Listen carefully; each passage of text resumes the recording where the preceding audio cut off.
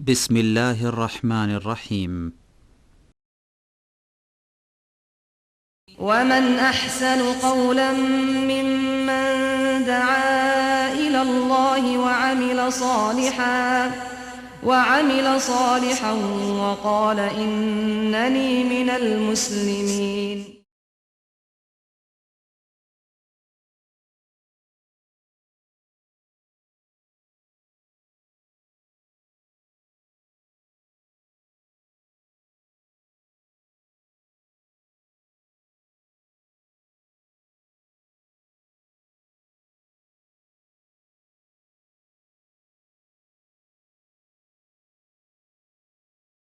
يوم تقلب وجوههم في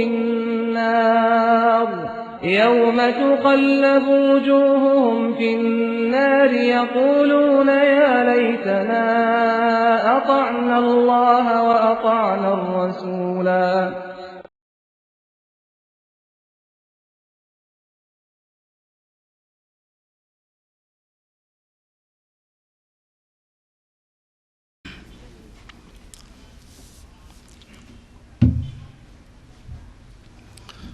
السلام عليكم ورحمة الله وبركاته.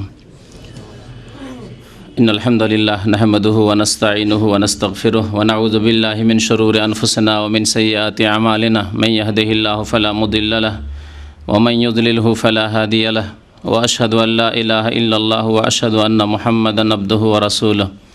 يا أيها الذين آمنوا اتقوا الله حق تقاته ولا تموتن إلا وأنتم مسلمون. يا أيها الناس اتقوا ربكم الذي خلقكم من نفس واحدة وخلق منها زوجها وبث منهما رجالا كثيرا ونساء واتقوا الله الذي تساءلون به والأرحام إن الله كان عليكم رقيبا. يا أيها الذين آمنوا اتقوا الله وقولوا قولا سديدا يصلح لكم أعمالكم ويغفر لكم ذنوبكم ومن يطع الله ورسوله فقد فاز فوزا عظيما. أما بعد فإن خير الحديث كتاب الله وخير الهدي هدي محمد صلى الله عليه وسلم وشر الأمور محدثاتها وكل محدثة بدعة وكل بدعة ضلالة وكل ضلالة في النار. أعوذ بالله من الشيطان الرجيم. بسم الله الرحمن الرحيم. إن أريد إلا الإصلاح ما استطعت وما توفيقي إلا بالله عليه توكلت وإليه أنيب. মহান আল্লাহর সমস্ত প্রশংসা যে আল্লাহ পাক আমাদেরকে সৃষ্টি করেছেন এবং আমাদেরকে সঠিক পথ দেখানোর জন্য অসংখ্য আম্বিয়া এবং রসুলগণকে প্রেরণ করেছেন। তাঁদের শেষ নবী মুহাম্মদুর রাসূলুল্লাহ সাল্লাল্লাহু আলাইহি ওয়াসাল্লাম তাঁর অনুসরণ, তাঁর ইত্তেবা করা, তাঁর আনুগত্য প্রত্যেক মানুষের উপর আল্লাহ ফরজ করেছেন। তাদের মধ্য থেকে যারা প্রিয় নবী সাল্লাল্লাহু আলাইহি সাল্লামের সার্বিক ক্ষেত্রে আনুগত্যের স্বীকৃতি দিয়েছে এবং যারা অনুসরণ করে থাকে তারাই হচ্ছে সত্যিকার মুমিন। আর বাকি যারা আনুগত্য করতে অস্বীকার করেছে তারা হচ্ছে কাফের। যারা আনুগত্য করতে অস্বীকার না করলেও নামে মাত্রই বলে যে আমরা আনুগত্য করি, কিন্তু নবী করিম সাল্লাল্লাহু আলাইহি সাল্লামের আনুগত্য করে না, নবী করিম সাল্লাল্লাহু আলাইহি সাল্লামের অনুসরণ করে না, অন্য কারো অনুসরণ করে, তারা মুমিন নয়, বরং তারা হচ্ছে বিদআতি। তারা নবী করিম সাল্লাল্লাহু আলাইহি সাল্লামের উম্মত হওয়ার হক রাখে না। তারা নবী সাল্লাল্লাহু আলাইহি সাল্লামের নিয়ে আসা পথ ছেড়ে দিয়ে অন্য পথ অবলম্বন করেছে। আজকে দীর্ঘদিন পরে অনেক দিনের চিন্তা এবং অনেক দিনের প্রস্তাব যে আলোচনা করতে হবে চরমনায়ের পীর সম্পর্কে,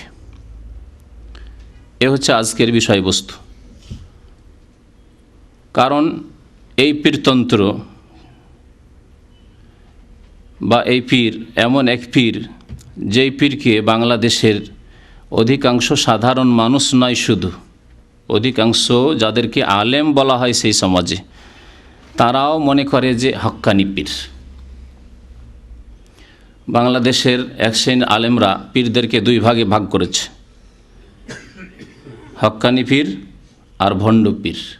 এই দুইটি ভাগ বড় বড় বক্তাদের মুখ থেকে শুনবেন, তাদের আলোচনায় শুনবেন বা শুনেছেন। আসলে ইসলামে পীরের ভাগই নেই, পীরের কোনো ভাগই নেই। নবী করিম সাল্লাল্লাহু আলাইহি সাল্লাম বলেছেন, কুল্লু মুহদাসাতিন বিদআহ, প্রত্যেক নতুন কাজ দ্বীনের নামে, ইসলামের নামে, শরীয়তের নামে যদি হয় তাহলে তার নাম হচ্ছে বিদআত। কুল্লু, প্রত্যেক, ও কুল্লু বিদআতিন দলালা, প্রত্যেক বিদআত হচ্ছে গুমরাহি, পথভ্রষ্টতা, রাস্তা হারিয়ে ফেলা নবী করিম সাল্লাল্লাহু আলাইহি সাল্লামের।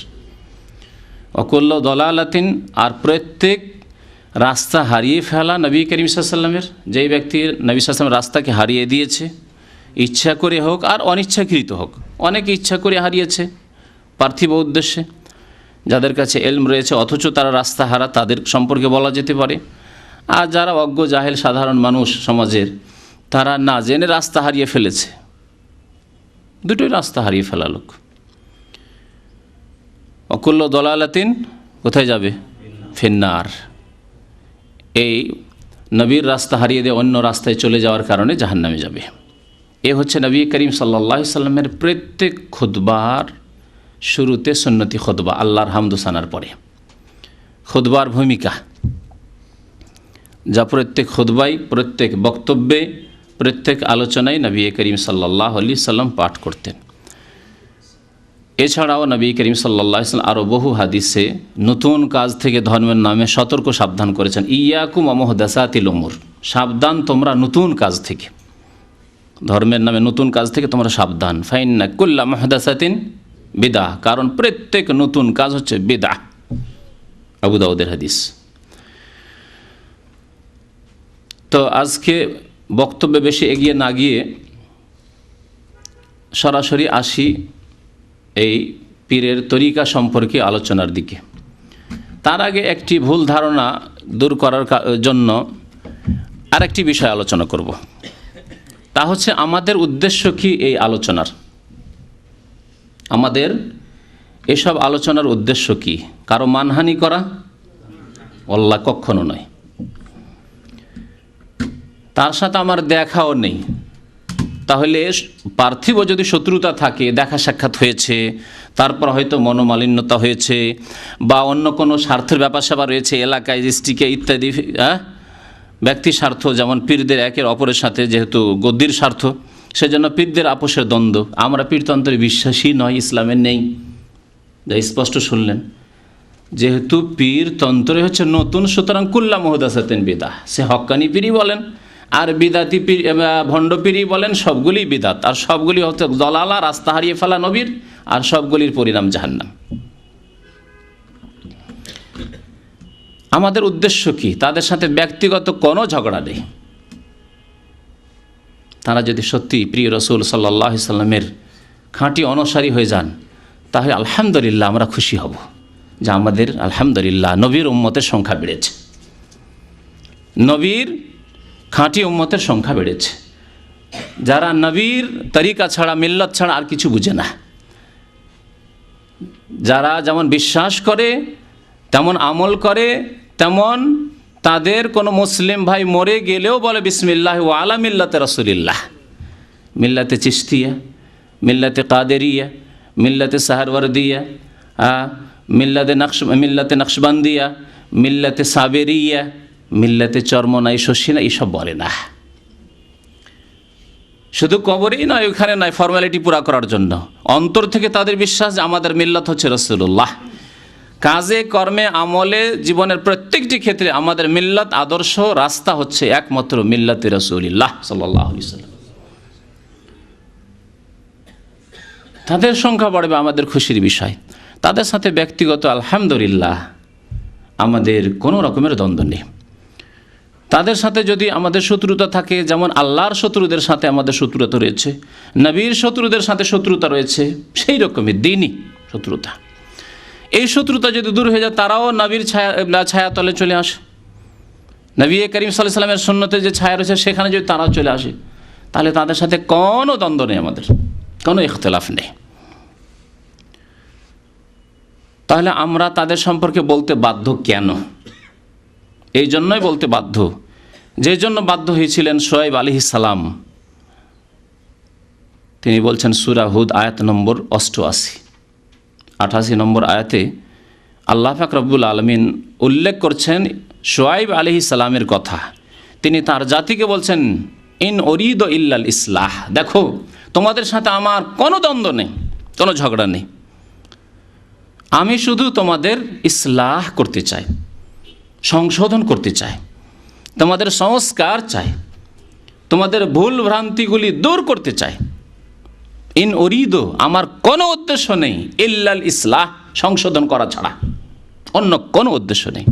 মাস্তাতাত, যতদূর আল্লাহ আমাকে তৌফিক দেন, যতদূর আমি পারি, আমার যতটা ক্ষমতা রয়েছে, আমার ইলমের ক্ষমতা, আমার শারীরিক ক্ষমতা, আমার পরিবেশের ক্ষমতা, যেখানে আমি আছি যতটা আল্লাহ ক্ষমতা দিয়েছেন, আমাকে যে আয়ু দিয়েছেন তাতে যতটা আল্লাহ ক্ষমতা দিয়েছেন, আমার উদ্দেশ্য হচ্ছে ইসলাহ করা। এই কথা বলেছেন শোয়েব আলাইহিস সালাম। আম্বিয়া কেরামরা এই উদ্দেশ্যেই প্রেরিত হয়েছিলেন।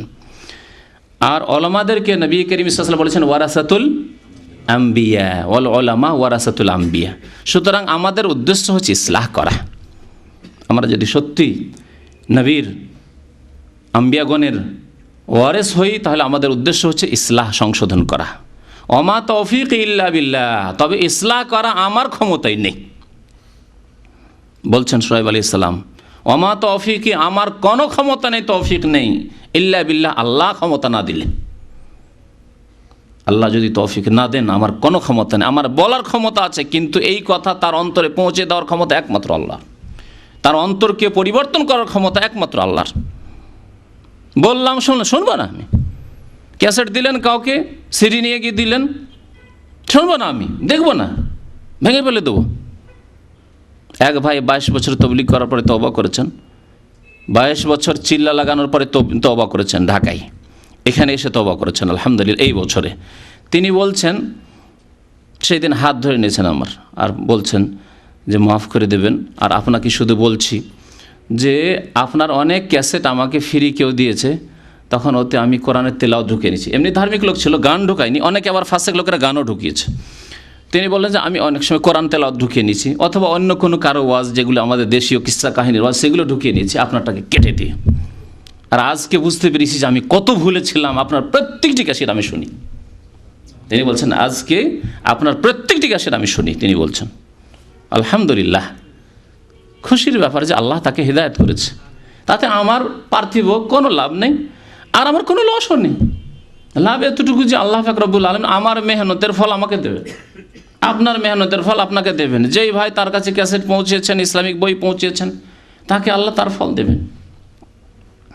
তো তারপরে শোয়েব আলাইহিস সালাম বলছেন ওমা তৌফিক ইল্লা বিল্লাহ আলাইহি তাওয়াক্কালতু, সুতরাং আল্লাহর উপরে আমার ভরসা, আমি আল্লাহর উপর ভরসা রাখি। ওয়া ইলাইহি অনীব, এবং তার দিকে আমি প্রত্যাবর্তন করি, তার দিকে আমি ধাবিত। আল্লাহর কাছ থেকে চেয়ে আল্লাহ তুমি আমাকে ভালো কথা বলার তৌফিক দান করো, আমার কথার মধ্যে তাসির দান করো, আমার কথার যাতে করে মানুষের উপর প্রতিক্রিয়া হয়, তাদেরকে কবুল করো, আল্লাহ তুমি তৌফিক দান করো। আলাইহি তাওয়াক্কালতু ওয়া ইলাইহি অনীব। এই আয়াত শেষ করার পরে আরেকটি ভুল ধারণা দূর করছি। অনেকে মনে করে যে এরা তো শুধু গীবতি করতে থাকে, মানুষের কুৎসা বয়ান করতে থাকে। এ সম্পর্কে একটি বিস্তারিত 2 সপ্তাহ আগে মঙ্গলবারে বক্তব্য করেছি, কিন্তু শুক্রবারে যেহেতু অনেক ভাইরা আসেন, যারা মঙ্গলবারে আসেন না, সেই জন্য সেই আলোচনা শোনেননি। এই কিতাবটি হচ্ছে রিয়াদুস সালেহিন, 4th খণ্ড, বাংলাদেশের ছাপা, সেজন্য সুবিধা হবে, বাংলাদেশে সহজে বইটি পেয়ে যাবেন ঢাকায় আপনি। 4th খণ্ড, আর আল্লামা ইমাম নওয়াবী রহমতুল্লাহ আলাইহির লেখা, যিনি অনেক পুরনো আলেম, 6ষ্ঠ শতাব্দীর আলেম বা 7ম শতাব্দীর আলেম। তো তিনি লিখছেন মা ইউবাহু মিনাল গীবাহ, যে ধরনের গীবতে দোষ নেই। মানুষের দোষ বয়ান করলেন, কিন্তু সেই দোষ বয়ান করলে কোনো কি নেই, দোষ নেই। দোষ বয়ান করলে দোষ নেই, তার নাম নাজায়েজ গীবত নাই, হারাম গীবত নাই।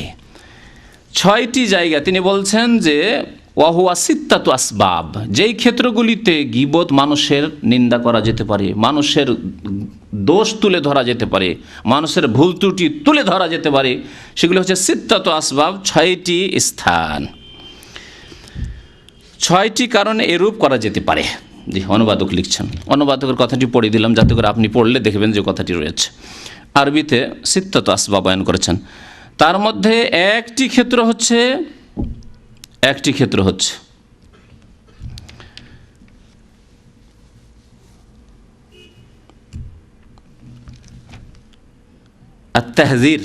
তাহযীরুল মুসলিমিন মিনাশ শার। চতুর্থ কারণ, 6টির মধ্যে চতুর্থ কারণ এখানে তাহযীরুল মুসলিমিনা মিনাশ শাররি ওয়া নাসিহাতুহুম, মুসলিম জাতিকে কোনো অনিষ্ট থেকে, ধর্মের ক্ষেত্রে অনিষ্ট হোক, আকীদার ক্ষেত্রে অনিষ্ট হোক, আমলের ক্ষেত্রে অনিষ্ট হোক, ধর্মের ক্ষেত্রে হোক, আর দুনিয়ার ক্ষেত্রে, পার্থিব ক্ষেত্রে, ব্যবসা বাণিজ্যের ক্ষেত্রে হোক, ধার করজ দেওয়ার ক্ষেত্রে হোক, বিবাহ শাদীর ক্ষেত্রে হোক, মুসলিমকে কোনো অনিষ্ট থেকে, বিপদ থেকে, ইমানি বিপদ হোক, ধর্মীয় বিপদ হোক, আর দুনিয়ার কোনো বিপদ হোক, এসব থেকে সতর্ক সাবধান করার জন্য, যে খবরদার ওই লোক থেকে সাবধান, ওই তরিকা থেকে সাবধান, এই ধরনের বক্তা থেকে সাবধান, এই ধরনের পীর থেকে সাবধান ইত্যাদি।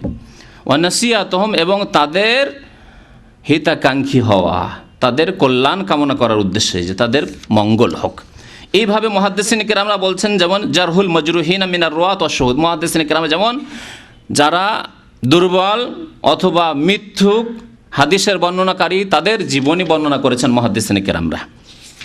এই হচ্ছে একটি ক্ষেত্র, কারণ তার এই যে দোষগুলি তার ব্যক্তি জীবনের দোষ নাই, এই এমন দোষ যেই দোষগুলি তার কিতাবে রয়েছে অথবা তার বক্তব্যে রয়েছে, তার তরিকাতে রয়েছে, আর লক্ষ লক্ষ লোক এই তরিকার গান গাইছে, লক্ষ লক্ষ লোক তার বইগুলি পড়ছে, লক্ষ লক্ষ লোক তার বক্তব্যগুলি শুনছে। সুতরাং লক্ষ লক্ষ লোক এইভাবে গোমরাহ হয়ে যাচ্ছে। এই যে জায়েজ, এ তো বললাম ইমাম নওয়াবির কথা, কেউ বলতে পারে ইমাম নওয়াবি বলেছেন, ইমাম নওয়াবি একজন আলেম ছিলেন। আলেমের কথা শরীয়তে দলিল নাই, যদি কোরআন এবং হাদিস দ্বারা তা প্রমাণিত না হয়। তাই শোনেন, নবী করিম সাল্লাল্লাহু আলাইহি সাল্লামের হাদিস কয়েকটি উল্লেখ করেছেন। মা আয়েশা রাদিয়াল্লাহু তাআলা আনহা থেকে একটি হাদিস উল্লেখ করেছেন নওয়াবী রাহমাতুল্লাহ আলাইহি, যে এই সব ক্ষেত্রে গীবত করা যে শরীয়ত সম্মত, তার একটি ক্ষেত্রে বলছেন নবী করিম সাল্লাল্লাহু আলাইহি সাল্লাম একবার একটি খুব খারাপ লোক, খারাপ চরিত্রের লোক আসছে, আসার পরে নবী সাল্লাল্লাহু আলাইহি সাল্লামের সাথে সাক্ষাতের জন্য অনুমতি চাইছেন। নবী সাল্লাল্লাহু আলাইহি ওয়াসাল্লাম ইযানু লাহু, অনুমতি দিয়ে দাও তাকে, বেসা আখুল আশিরা, ওই বংশের সবচেয়ে খারাপ লোক এই লোকটি, অনুমতিও দিতে বলছেন তার অনিষ্ট থেকে বাঁচার জন্য, যে আসতে দাও, কথা বলতে দাও তাকে আমার সাথে। এই কথা নয় যে ধাক্কা দিয়ে বের করে, কারণ ধাক্কা দিয়ে বের করলে আরও বেশি ক্ষতি করবে, মুনাফিক হয়তো না, তাকে কথা বলতে দাও। আর বলছে বেসা, বেসা মানে খারাপ, সবচেয়ে খারাপ, আখুল আশিরা, ওই বংশের এই যে লোক, এ হচ্ছে সবচেয়ে খারাপ লোক। মুত্তাফাকুন আলাইহি, বুখারী মুসলিম শরীফের হাদিস। এই হাদিসটি ওই গত 1 সপ্তাহ আগে যে বক্তব্য করেছি তাতে শুনিয়েছি, যে নবী করিম সাল্লাল্লাহু আলাইহি ওয়াসাল্লামের কাছে ফাতিমা বিনতে কায়েস রাদিয়াল্লাহু তাআলা আনহা আসলেন, আর বললেন আতাইতুন নবী সাল্লাল্লাহু আলাইহি ওয়াসাল্লাম ফাকুলতু ইন্না আবাল জাহম ওয়া মুআবিয়া খাতাবানি, আমাকে 2 জন পয়গাম দিয়েছে বিয়ে করার জন্য, মুআবিয়াও পয়গাম দিয়েছে আর আবু জাহমও পয়গাম দিয়েছে, কাকে আমি বিয়ে করব ইয়া রাসূলুল্লাহ, আপনার কাছে পরামর্শ চাই। নবী করিম সাল্লাল্লাহু আলাইহি ওয়াসাল্লাম বলেন আম্মা মুআবিয়া তো ফাসউলুকুন লা মাল আল্লাহ, মুআবিয়া হচ্ছে একেবারে দরিদ্র ফকির, যার কাছে কিছুই নেই, নিজেই খেতে পায় না, তোমাকে কি খাওয়াবে। আল্লাহ তাকে পরে বাদশাহ বানিয়ে দিলেন, আমিরুল মুমিনিন বানিয়ে দিলেন, কিন্তু তার সম্পর্কে নবী সাল্লাল্লাহু আলাইহি ওয়াসাল্লাম, নবী তার জীবদ্দশা বলছেন মুআবিয়া আমার শালা, হ্যাঁ কার ভাই, হ্যাঁ কার ভাই, উম্মে হাবিবা রাদিয়াল্লাহু তাআলা আনহার ভাই, সলুকুন ফকির লা মাল লাহু, তার কাছে কোনো টাকা পয়সা নেই, কি খাওয়াবে তোমাকে নিয়ে গিয়ে। ও আম্মা আবুল জাহাম, ওরও একটি দোষ আছে, ফালা ইয়াজাউল আসান আতিকিহি, তার কাঁধ থেকে লাঠি রাখে না, সবসময় এরকম লাঠি নিয়ে প্রস্তুত, লাঠি ধরে প্রস্তুত, এদিক ওদিক থেকে লাঠি খুঁজতে না হয় স্ত্রীকে মারার জন্য, সবসময় নিয়ে। মুত্তাফাকুন আলাইহি, বুখারী মুসলিমের হাদিস। লাঠি যে কাঁধের উপরে রাখে না, এর ব্যাখ্যা আরেকটি হাদিস এসেছে মুসলিম শরীফে, আম্মা আবুল জাহাম ফাদাররাবুন লিন-নিসা, সো জারেবুন না, মুবালাগার শেখা, দাররাবুন লিন-নিসা, খুব স্ত্রীকে মারে, হে স্ত্রীকে মারে, এর আগে বিয়ে করে কাউকে রাখতে পারেনি, এত মারে স্ত্রীকে, তুমি ওকে বিয়ে করবে। এগুলি দোষ না, আইব নয়, গীবত নয়, কিন্তু নবী করিম সাল্লাল্লাহু আলাইহি ওয়াসাল্লাম স্বয়ং রাহমাতুল্লিল আলামিন নিজে গীবত করছেন, কারণ জরুরি, না হলে এই মহিলা ফেসে যাবে গিয়ে, ওই ফকিরের কাছে ফেসে যাবে, খাওয়াইতে পারবে না, ভিক্ষা করতে যাবে। আর না হলে ফেসে যাবে গিয়ে এই জালেমের কাছে। জি, এভাবে আরও কয়েকটি হাদিস উল্লেখ করেছেন ইমাম নববী রহমতুল্লাহ আলাইহি। যাকে এই বিষয়টা এখান থেকে শেষ করছি, এখন আসি আসল বিষয়ের দিকে। চর্মনাই তার তরিকা কি? এর আগে আমি বাংলাদেশে বা ভারতে, পাকিস্তানে হানাফিদের কয়েকটি তরিকার কথা বলেছি, আশা করি মনে আছে। আহলে সুন্নাত ওয়াল জামাতের আকীদা বলে যে আলোচনা করেছি তাতে বলেছি, 5টি গ্রুপের কথা বলেছি, তাই না? হানাফিরা 5 ভাগে বিভক্ত হয়েছে, কে বলতে পারেন? একটি হচ্ছে কাদিয়ানি।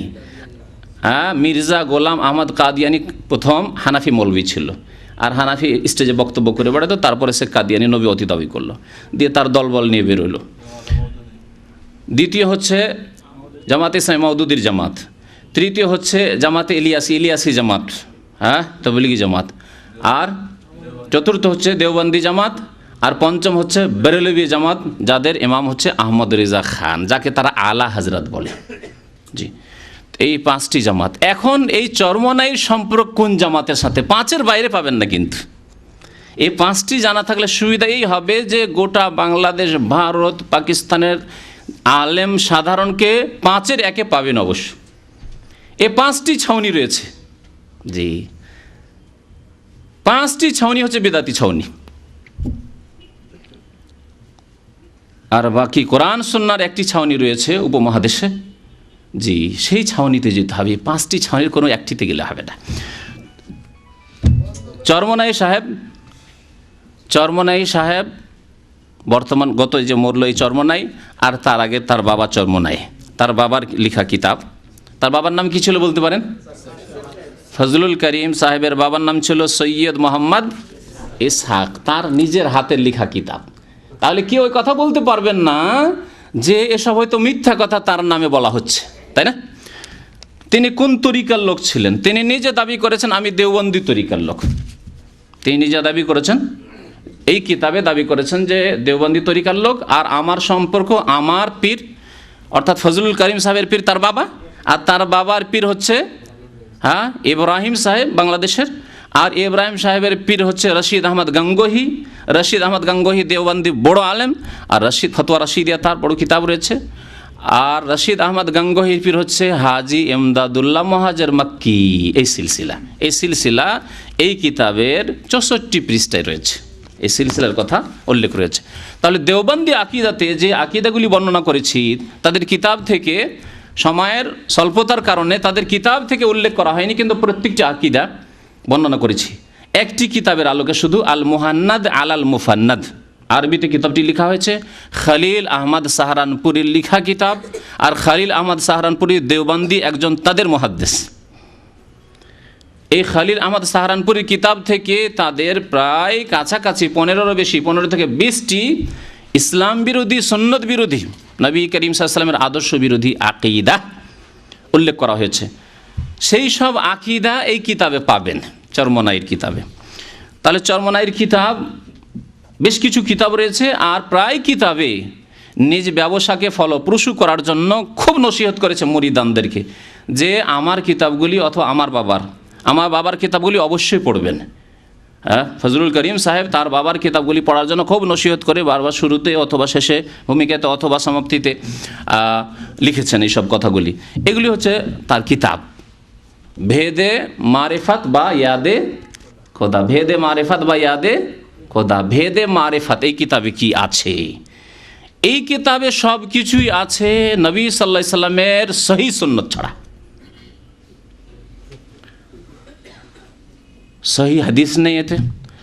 আর 2-4-3টি আয়াত হয়তো আছে, কিন্তু সেই আয়াতগুলি প্রত্যেকটির অপব্যাখ্যা করা হয়েছে। আপনাকে আয়াতগুলি খুলে যখন দেখাবো তখন আশ্চর্য হবেন। আয়াতগুলিকে তার সহি উদ্দেশ্যে নিয়ে আসা হয়নি, তার পীরতন্ত্রকে, এই মার্কেটকে ভালো যাতে করে এই মার্কেটে লাভবান হওয়া যায়, মার্কেটকে ভালো করে চালু করা যায়, সেই জন্য আয়াতগুলিকে পেশ করা হয়েছে, আর কোনো উদ্দেশ্য নাই।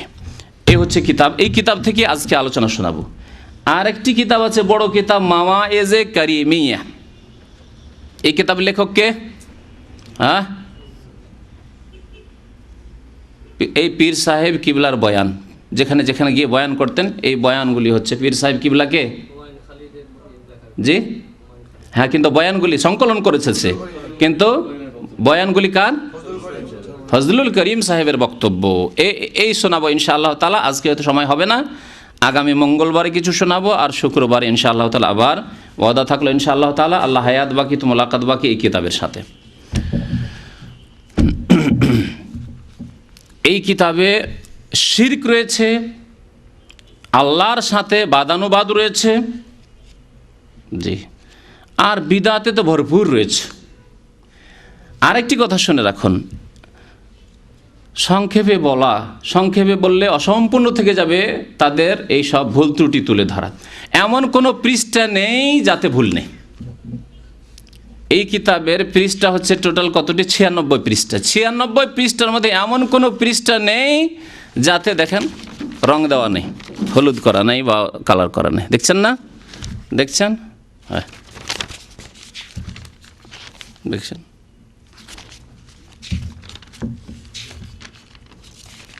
এইভাবে ভরা ভর্তি, আর আমার নোট ভর্তি। এতগুলি নোট যদি আপনাদের সামনে বক্তব্য করি তো কয়েকটা বক্তব্য বলবে যে নোট ভর্তি। এই নোটে ফুল, জি, প্রত্যেকটা ভুল ত্রুটি নোট করে রেখেছে, নোটে ফুল হয়ে আছে, নোটে ফুল হয়ে আছে। এখন ইনশাআল্লাহ তাআলা এই প্রথম নোট থেকে শুরু করি। পৃষ্ঠা নম্বর 7, পৃষ্ঠা নম্বর 7 লেখছেন চিস্তিয়া সাবেরিয়া তরিকার প্রথম সবক। এটি যেহেতু ভূমিকা, আর ভূমিকা লিখছেন সৈয়দ মোহাম্মদ ফজলুল করিম। হ্যাঁ, এই বিগত পীর, পীর সাহেব চরমনাই বরিশাল।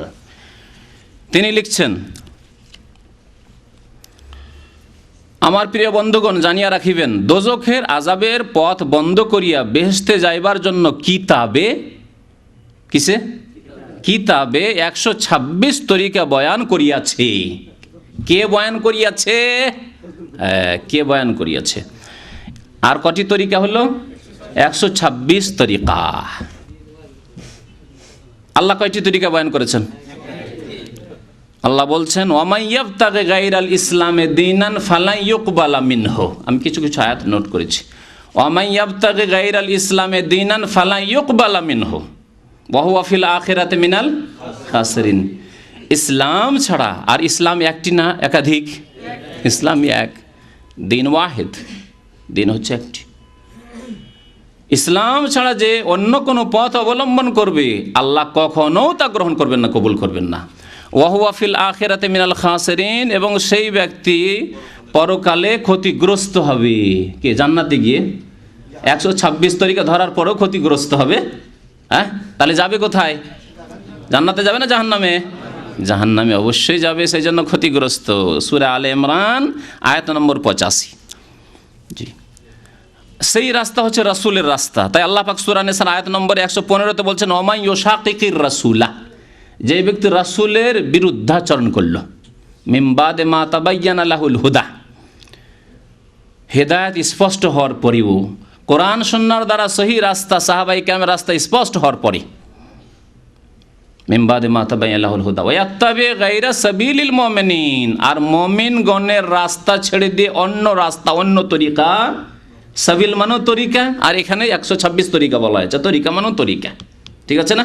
তাহলে কোরআন আল্লাহ সাবিল বলেছেন, ওয়া ইয়াত্তাবি গায়রা সাবিলিল মুমিনিন, মুমিনদের তরিকা ছাড়া অন্য কোনো তরিকা, অন্য রাস্তা যেই ব্যক্তি ধরবে, নুয়াল্লিহি মা তাওয়াল্লা, সে যেদিকে যেতে চাইবে সেদিকে আমি পাঠাবো। চরমনাই যেতে চাইবে চরমনাই পাঠিয়ে দেবো, শস্যিনা যেতে হবে শস্যিনা পাঠিয়ে দেবো, পুরপুরা যেতে যাবে পুরপুরা পাঠিয়ে দেবো, আটরসি যেতে যাবে আটরসি পাঠিয়ে দেবো, আর ফুলতুলি যেতে যাবে মরলো সে গত সপ্তাহে, ফুলতুলি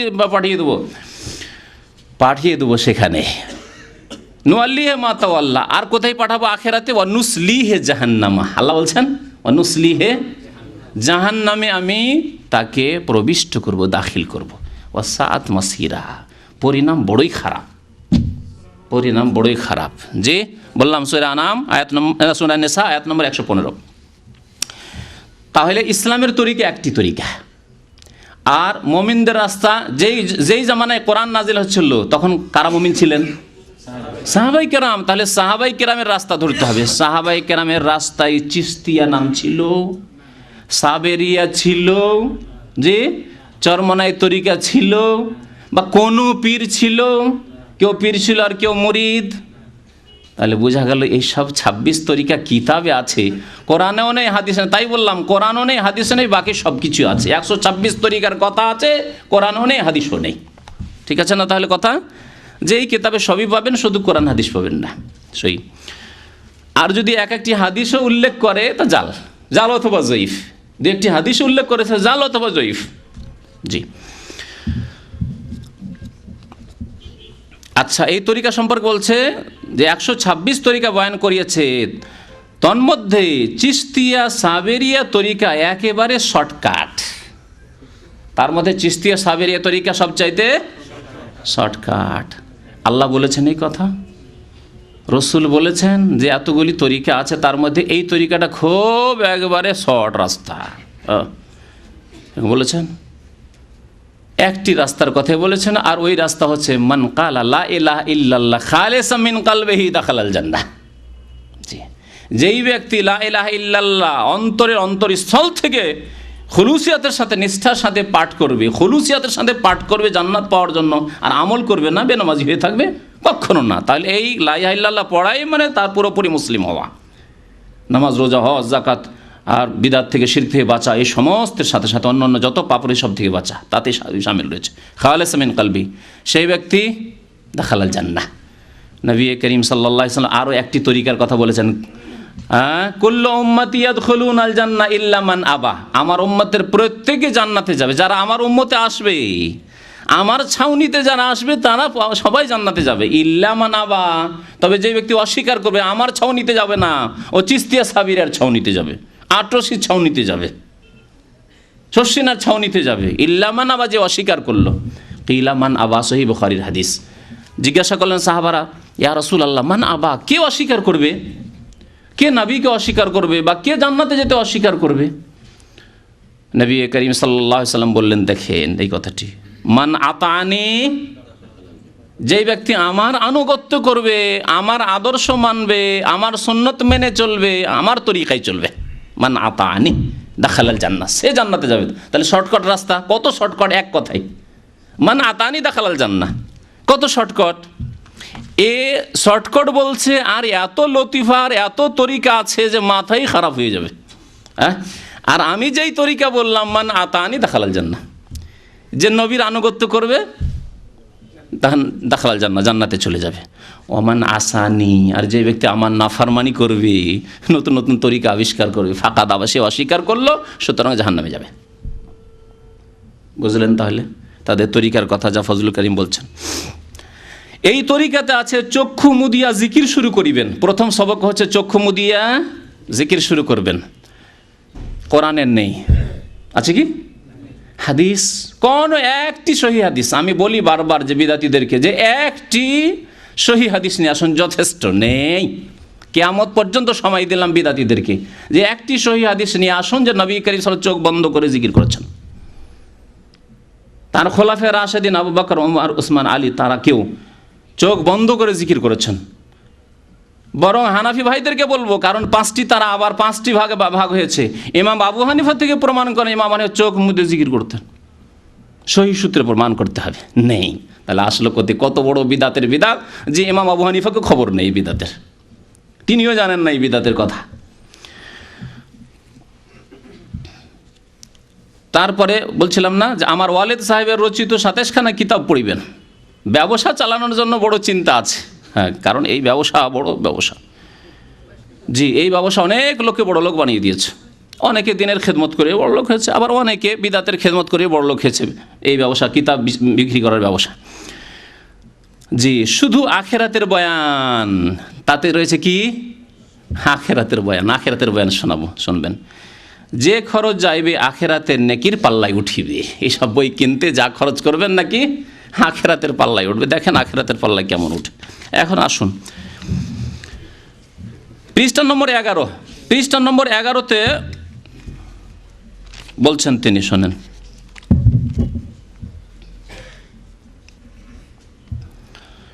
দুইটি কথা রয়েছে, তার মধ্যে একটি রয়েছে শিরকিয়া কথা, দস্তগীর। তাতে রয়েছে কি? রয়েছে দস্তগীর।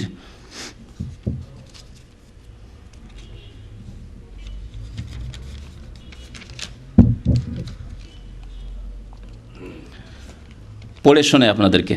বলছেন যে বিবাহের জন্য একজন উকিলের আবশ্যক, পুল পার হওয়া হইতে ধরনের দরকার, আল্লাহকে চিনতে কেন একজন পথ প্রদর্শক লাগিবে না? জনাব খুব খেয়াল করুন, আমাদের পীরানে পীর দস্তগীর, জি জনাব খুব খেয়াল করুন, আমাদের পীরানে পীর দস্তগীর হজরত মাওলানা কারামত আলী সাহেব জৈনপুরি এত বড় আলেম হওয়া সত্ত্বেও কেন হজরত মাওলানা সৈয়দ আহমদ সাহেব এর কাছে মুরিদ হইলেন? দলিল দেখলেন? কোরআনে বললাম না যে কোরআনও নেই, হাদিসে নেই, কিন্তু আছে যে আমাদের কেরামত আলী সাহেব পীরানে পীর দস্তগীর আহমদ আলী সাহেবের পীর মুরিদ হইলেন। সুতরাং আপনাকে তো হইতেই হবে, আপনি একজন সাধারণ মানুষ, কোরআন হাদিসের প্রয়োজন নেই, বড়রা হয়েছে, আপনাকে হইতে হবে। আচ্ছা, যে কথাটি এখানে বলতে চাইছিলাম সেটি হচ্ছে পীরানে পীর। পীরানে পীর মানে পীরান জমা, ফার্সি ভাষা বলছি, ফার্সি কিছু পড়েছি আমি। পীরান মানে জমা, আর পীর হচ্ছে ওয়াহেদ, এক বচন। পীরদের পীর, পীরানে পীর মানে পীরদের পীর, মুরিদের পীর। এত বড় সে পীর যে পীরেরা তার মুরিদ হয়, পীরানে পীরের মানে। আর দস্তগীর, দস্ত মানে হচ্ছে হাত, এই জন্য হাতের মোজাকে দস্তানা বলে। দস্ত মানে হচ্ছে হাত, আর গির মানে গেরেফতান থেকে, গির মানে ধরা, গেরেফতান মানে ধরা, পকড়না, এসব পড়েছেন আমাদের ফার্সি যারা পড়েছেন, ওই ছোটো ছোটো কিতাবগুলি মাদ্রাসা পড়েছেন না, আব্দুল হাই সাহেব মাদ্রাসায় পড়ার লোক এখানে আছে, তারা সাক্ষী দেবে ইনশাআল্লাহ তারা। তো দস্তগীর মানে যিনি হাত পকড়ে নেওয়ালা, যখন ডুবে যাচ্ছেন ওয়ালা মুসিবতে, যখন ছেলে মেয়ে হচ্ছে না, যখন রোগ ভালো হচ্ছে না, যখন জাহান্নামে ডুবতে যাচ্ছেন, তখন হাত ধরে উঠিয়ে নেবে, এই জন্য দস্তগীর।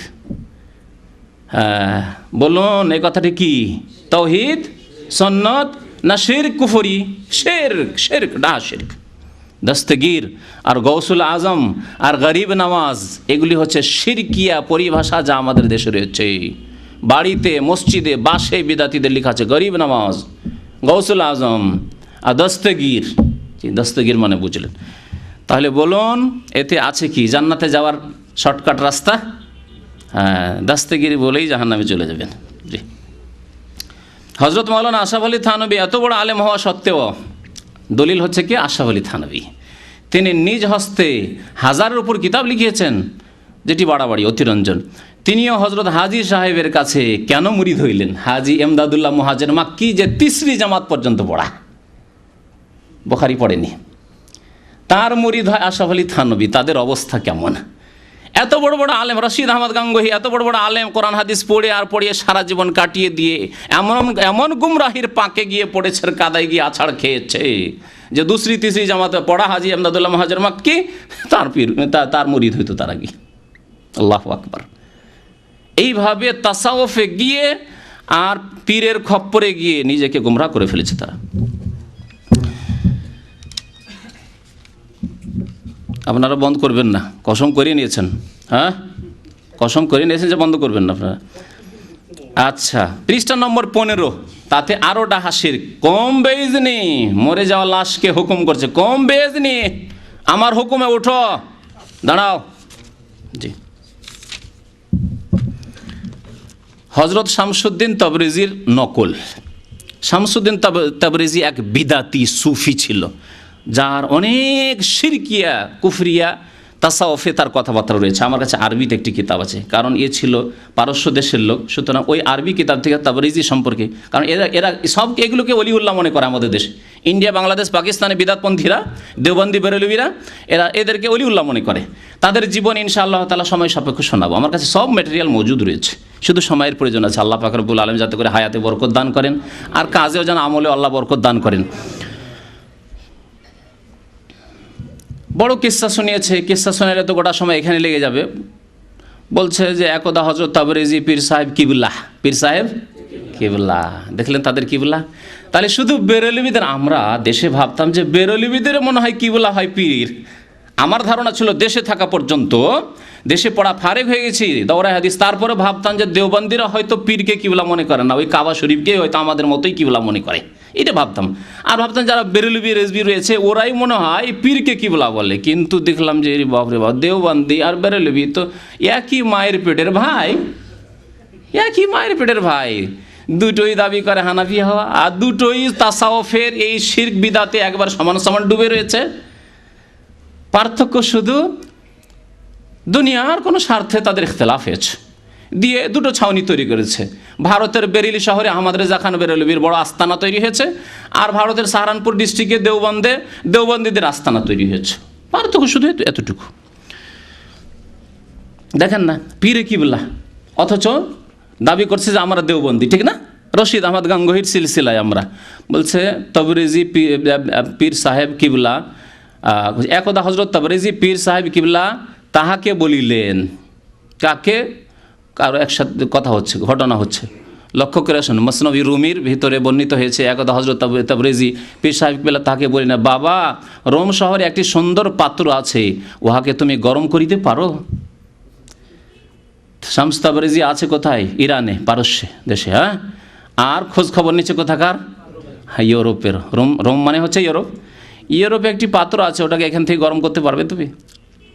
তিনি উত্তর করিলেন, হুজুর, দোয়া থাকিলে আল্লাহর ফজলে পারিব, অসুবিধা কি? এইসব তো ডাল ভাত ব্যাপার, আল্লাহ তো এইসব খোদাই দিয়ে রেখেছে তাদেরকে। পীরের আদেশ নিয়ে তিনি তখন এই রোম শহরের দিকে রওনা হইলেন। কিছুদূর অগ্রসর হওয়ার পর পথি মধ্যে ঝুপড়ির ভিতর এক অন্ধ বৃদ্ধকে একটি লাশ সম্মুখে নিয়ে কাঁদিতে দেখিলেন।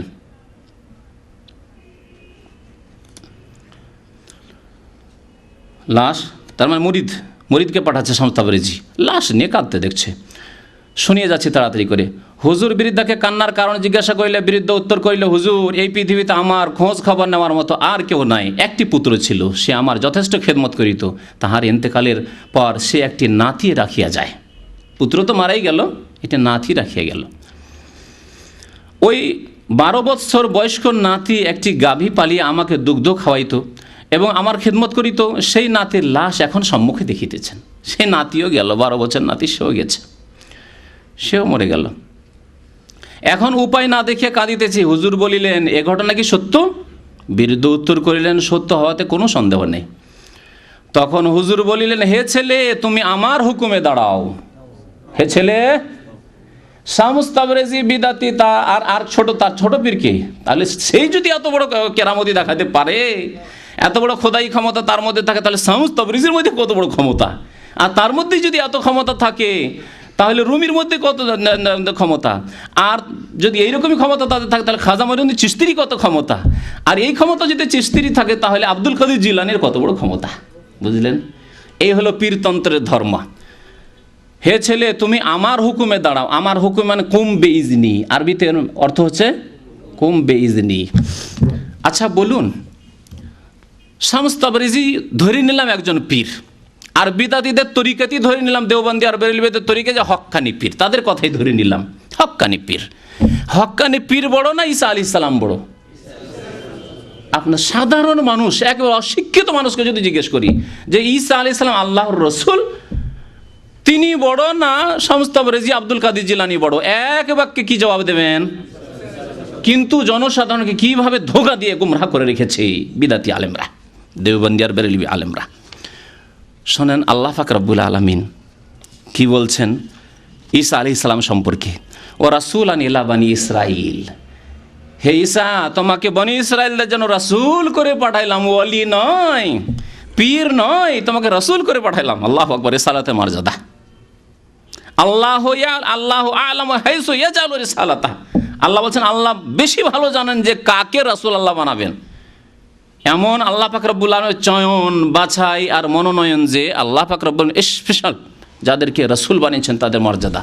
তারপরও তাকে আল্লাহ খোদাই ক্ষমতায়, এলাহি ক্ষমতায় কোনো ভাগ দেননি যে তুমি আমার ভাগিদার, আমার অংশীদার হয়ে পড়েছো, আমার ক্ষমতা তুমি ব্যবহার করবে, দিলাম তোমাকে ক্ষমতা দিয়ে দিলাম, নাও তুমি ব্যবহার করো, আমার মন্ত্রী। এই ক্ষমতা নবী রাসূলগণকে আল্লাহ পাক দেননি। বলছেন, আন্নী কাদ জিতুকুম বিআয়াতি মির রাব্বিকুম, তোমাদের পক্ষ থেকে আমি নিদর্শন নিয়ে এসেছি। আন্নী আখলুকু লাকুম মিনাত তিন, তোমাদের জন্য আমি মাটি থেকে কাহাইয়াতুত তাইর, পাখির মতো আমি পাখির চিড়িয়া তৈরি করে দেবো। ফানফুখু ফি, আর তাতে আমি ফুঁক দিব। ফায়াকুনু তাইরান, সে পাখি হয়ে উড়তে লাগবে। বে ইজনিল্লাহ, কোরআন আয়াত কি? আল্লাহর হুকুমে, আমার হুকুমে নয়। সুবহানাল্লাহ। ঈসা আলাইহিস সালাম বলছেন বে ইজনিল্লাহ, আর চরমনাইয়ের কিতাব বলছে বে ইজনি, আমার হুকুমে দাঁড়াও। জি, কোনটা দিন? কোরআন জানিয়ে এসছে তার নাম ইসলাম, না এই চরমনাইয়ের নাম ইসলাম? শোনেন ভালো করে, আমার উদ্দেশ্য হচ্ছে ইসলাহ করা, সংশোধন করা। আল্লাহ আমি মুখ খুলতাম না যদি তাদের মধ্যে কমপক্ষে ইসলাম বাঁচাবার মতো কিছু থাকতো, কিছু ছোটোখাটো বিদাত থাকতো, তাহলে এইভাবে মুখ খুলতাম না আমি। ছোটোখাটো বিদাত যে নয়তো হয়তো পড়ে আর একটু এই সে ইক্তাদায়িত বিহাজ আলম এইসবই করে, আর কিছু হয়তো জৈব কিছু আছে, তাহলে এইভাবে বলা এত জরুরি হয়ে যেত না। বলার জন্য আবার অনেক আলেমরাই ছিলেন, কিন্তু এতদিন ধরে দেখছি যে না, এরা লক্ষ লক্ষ লোককে গুমরাহ করে চলে যাচ্ছে। বলার মতো লোকের অভাব, ভুল ধরার মতো সাহসী মানুষের অভাব। ভুল ধরার মতো সাহসী হয় না। এত বড় পীরে কিবলার ভুল ধরবে? কারণ ফার্সি হচ্ছে আমাদের দেশের ধর্মীয় উৎস, আর ফার্সিতে রয়েছে খাতায় বুজুর্গান গিরেফতান খাতা আস্ত, বুজুর্গানের দিনের ভুল ধরাও ভুল। তা আপনি বলবেন যে কুম্বে ইজনি বলা ভুল, এটাও ভুল নাকি তাদের ধারণায়? সেই জন্য চরমনাইয়ের ভক্তরা আর বড় বড় দেওবন্দি আলেমরা বাংলাদেশে ভুল ধরছে না। আর ভুল ধরবে কি করে যদি তাদের এই বিশ্বাসই থাকে, আকীদাই যদি এটি থাকে, তাহলে আর ভুল ধরার তো প্রশ্নই ওঠে না। এটি হচ্ছে আসল ব্যাপার। দেখুন আয়াত দেখুন, তারপরে ওবরিউল আকমাহা ওয়াল আবরাসা, জন্মগত অন্ধ, কুষ্ঠরোগী, তাদেরকে আমি কি করে দিই? আরোগ্যতা দান করি। ওয়া ওহিল মওতা, মৃতকে আমি জীবিত করি, কিন্তু কার ক্ষমতায়? কার আদেশে? বে ইজনিল্লাহ। তারপরে বলছেন বে ইজনিল্লাহ, আল্লাহর অনুমতিক্রমে, আদেশে। আল্লাহ যদি অনুমতি না দেন তাহলে আমার কোনো ক্ষমতা নেই। আল্লাহ অনুমতি মানে আল্লাহ ওই রোগে আসার অনুমতি দিয়েছেন, আল্লাহ পাক এটা হওয়ার অনুমতি দিয়েছেন, আরোগ্যতার অনুমতি দিয়েছেন যে আরোগ্য হয়ে যাক। তাহলেই এই অনুমতি নয় যে ঈসা তোমাকে ক্ষমতা দিয়ে দিলাম, না, এই অনুমতি নয়। ওয়ানাব্বিউকুম বিমা তাকুলুনা ওয়া মা তাদাখিরুনা ফি বুয়ুতিকুম, তোমাদেরকে জানিয়ে দিই যে তোমরা, আমি ভবিষ্যৎবাণীও করতে পারি, অনেক গায়েবের কথাই বলতে পারি, যে তোমরা বাড়িতে কি খাচ্ছ এবং কি তোমরা রেখেছো বাড়িতে সঞ্চিত করে যে আগামীতে খাবে। ইন্না ফি যালিকা লাআয়াতাল লাকুম ইন কুনতুম মুমিনিন, সূরা আল ইমরান আয়াত নম্বর 49। বুঝলেন? তখন ওই ছেলে উঠিয়া দাঁড়াইল, দেখলেন জি এসব কিস্সা ঘটেছে। প্রথম কথা, এর সনদি কি? 500 বছর 700 বছর আগে গেছে তাবরেজির যুগ, আর সেই যুগের কথা আজকে লেখা হচ্ছে। আল্লাহর নবীর হাদিসের জন্য সানাদ লাগে, যে হাদ্দাসানা ফলান আন ফলান আন ফলানে। দাওরা হাদিস পড়া মৌলভী সাহেবরা, যারা দাওরা হাদিস পড়েন হাটহাজারিতে আর ফুটিয়াতে, আল্লাহবাগে আর বড় বড় মাদ্রাসার যাত্রাবাড়িতে, তারা হাদিস পড়েন, তখন যদি হাদ্দাসানা ফলানুন না থাকে, যদি শুধু ইমাম সাহেব বলেন যে কালা রাসূলুল্লাহ, আপনি বলেন সনদ কোথায়? ইমাম বুখারী, ইমাম মুসলিম, ইমাম আবু দাউদ আসলেন 200 বছর পরে, আর তিনি বলছেন কালা রাসূলুল্লাহ, তাহলে মধ্যখানে কেমন করে জানলেন যে এটা কালা রাসূলুল্লাহ? সেখানে সনদের প্রয়োজন হয়। কিন্তু 500 বছর 700 বছর আগে তবরেজির এই কিস্সা মন গড়া, ঝুঠা কিস্সা, মিথ্যা কিস্সা, আর তার জন্য কোনো সনদ সূত্র নাই, কোনো সাক্ষী নেই। আর আপনি বিশ্বাস করেন এসব শিরকি কুফরি কথা? উঠে দাঁড়াইলো এবং বলিল আমার দাদু কোথায়? উঠেই বলছে আমার দাদু কোথায়? দাদুর খাদেম বড়। দাদা সেনাবরে কোলে জড়াইয়া বলিল, দাদা তুমি মরিয়াছিলে, এখন কিরূপ জীবিত হইলে? নাতি বলিল, আল্লাহর ওলি আমাকে জিন্দা করিয়াছেন। আস্তাগফিরুল্লাহ ওয়া আতুবু ইলাইহি। যদি এই আকীদা সামান্যতম ভক্তি থাকে এই পীরের ওপর, তো বলুন লা ইলাহা ইল্লাল্লাহ, ইসলামের নবায়ন করুন, ঈমানের নবায়ন করুন। আল্লাহর ওলি জীবিত করেছে না আল্লাহ জীবিত করে? সুবহানাল্লাহ। ইব্রাহিম আলাইহিস সালামের ঘটনার ওই আয়াত পড়ব। নমরুদের সাথে যখন বহস মোনাজেরা তর্ক হচ্ছিল, তর্ক সবাই ইব্রাহিম আলাইহিস সালামের, তিনি কি বলেছিলেন?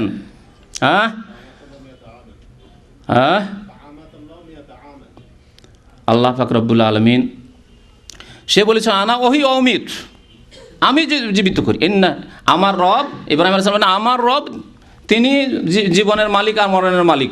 তখন সে বলে আমি তো তাই করি, আনা ওহি অমিত, নমরুদ বলেছিল। তখন এবার ইন্নাল্লাহ ইয়াতি বিশ-শামসি মিনাল মাশরিকি ফাতি বিহা মিনাল মাগরিব। আর একটি ঘটনা আসছে, সূর্যকে ডুবিয়ে দেওয়ার ঘটনা। তখন এই আয়াত আরও বেশি ফিট হবে। ইন্নাল্লাহ ইয়াতি বিশ-শামসি মিনাল মাশরিক ফাতি বিহা মিনাল মাগরিব। আল্লাহ পূর্ব দিক থেকে সূর্য উঠান, তুমি পশ্চিম দিক থেকে উঠিয়ে দেখাও তো দেখি। নমরুদ, তুমি যখন ক্ষুধা, তুমি যখন মৃতকে জীবিত করতে পারো, আর যে জীবিতকে তুমি মেরে দিতে পারো, আনা ওহি অমিত বলছো, অর্থাৎ একটা লোকে জবাই করে দিলাম। ওর যুক্তি কী ছিল জানেন? একটা লোকে নিয়ে এসে জাল্লাদকে বললাম জবাই করে দাও, যখন জীবিতকে মেরে দিলাম। আর একটা লোকের মারা ফাঁসির অর্ডার হয়ে গেছিল, একেবারে ফাঁসির মঞ্চে গিয়ে বলে এই স্টপ, থেমে যাও, এদের জীবিত করে দিলাম। আনা ওহি অমিত। তো ফেরাউনও এই দাবি করেনি যে দাবি এরা করেছে, আর নমরুদ এই দাবি করেনি। নমরুদ এইরকম যুক্তি পেশ করেছে যে আমি এইভাবে জীবিত মৃত করি, আর এরা তো বলছে আল্লাহর ওলি জীবিত করিয়েছেন, সরাসরি আল্লাহর ওলি জীবিত করেছেন। এই ঘটনা প্রকাশ হওয়ার পরে খাঁটি মুসলমান বাদশাহর কাছে এই খবর পৌঁছানো হইল। বাদশাহ কুতুব সাহেবকে দরবারে হাজির করিয়া জিজ্ঞাসা করিয়া, হুজুর আপনি কি বলিয়া বৃদ্ধের নাতিকে জিন্দা করিয়াছেন? বাদশাহ ডাকলে কিসসা। তিনি বলিলেন যে আমি বলিয়াছি যে ছেলে আমার আদেশে জীবিত হইয়া যাও। কি বলেছে এই কুতুব? কুতুব মানে বুঝেন, কুতুব মানে আমি একদিন বলেছি ওই যে জাঁতা, আমাদের দেশে জাঁতা চাকি থাকে না, জাঁতা বলেন না চাকি বলেন, হ্যাঁ গ্রামাঞ্চলের ভাষায় জাঁতা চাকি। তো জাঁতা চাকিতে ওই যে মধ্যখানে যে এটা থাকে, হ্যাঁ কাঠি, হ্যাঁ নিয়ন্ত্রণ করার জন্য, এটা হচ্ছে কুতুব। মানে ও যদি না থাকে ভেঙে যায় তো সাথে সাথে চাকিটা গিয়ে নিচে পড়ে যাবে, একদিকে ঘষকে গিয়ে পড়ে যাবে, না একটা চক্কর দিতে দিতে নিচে পড়ে যাবে কাঠি। তো কুতুব মানে এমন আল্লাহর ওলি, আল্লাহর পীর যে পৃথিবীকে ধরে রয়েছে কুতুব। না হলে এই কুতুব যদি না থাকে পৃথিবীর সাথে সাথে ধ্বংস হয়ে পড়ে যাবে, কিয়ামত হয়ে যাবে। এ হলো কুতুবের ব্যাখ্যা সুফিদের কাছে, পীরদের কাছে। আপনাদেরকে ব্যাখ্যা শোনালাম, কুতুব গসের ব্যাখ্যা শোনেন। তো একে কুতুব বলছে যে জীবিত করেছে। বাদশার সামনে গিয়ে বলছে আমার আদেশে জীবিত হইয়া যাও। আমি বললাম, বাদশাহ বললেন আফসুস যদি আল্লাহর আদেশে জিন্দা হইতে বলিতেন, আপনি এইরকম বলিতেন যে আল্লাহর আদেশে তুমি জিন্দা হয়ে যাও, যেমন ঈসা আলাইহিস সালাম বলেছেন ওইরকম বলতে, এইরকম কেন বললেন? কুতুব সাহেব উত্তর করিলেন, মাবুদের কাছে আবার কি জিজ্ঞাসা করিব? মাবুদের কাছে আবার কি জিজ্ঞাসা করব? মনে হচ্ছে বড় ভাই আর ছোট ভাই। আরে ছোট ভাই অনেক সময় লজ্জা করে যে আমি একটা কাজ করব, বড় ভাইকে না জিজ্ঞাসা করে কেমন করে করব। আমরা বড় ভাই আমরা জানি অনেক কাজ বা প্রায় কাজের ক্ষেত্রে বড় ভাইয়ের সাথে একটু পরামর্শ করে কোনো কাজ করতে হলে। তাহলে আল্লাহকে বড় ভাইয়ের সমান মর্যাদা দেয়নি এরা। আল্লাহকে বাবা তো দূরের কথা, মা তো দূরের কথা, বড় ভাইয়ের সমান মর্যাদা দেয়নি। আল্লাহ পাক এই কথাই কোরআনে কারিমে বলেছেন, ওমা কাদারুল্লাহ হাক্কা কাদারিহি। 3 আয়াতে আল্লাহ পাক রব্বুল আলামিন এই আয়াতে 3 স্থানে বলেছেন, 3 সূরায়। তার মধ্যে একটি স্থান হচ্ছে সূরা হজ। আল্লাহ পাক বলছেন ওমা কাদারুল্লাহ হাক্কা কাদারি, সূরা হজ আয়াত নম্বর 74।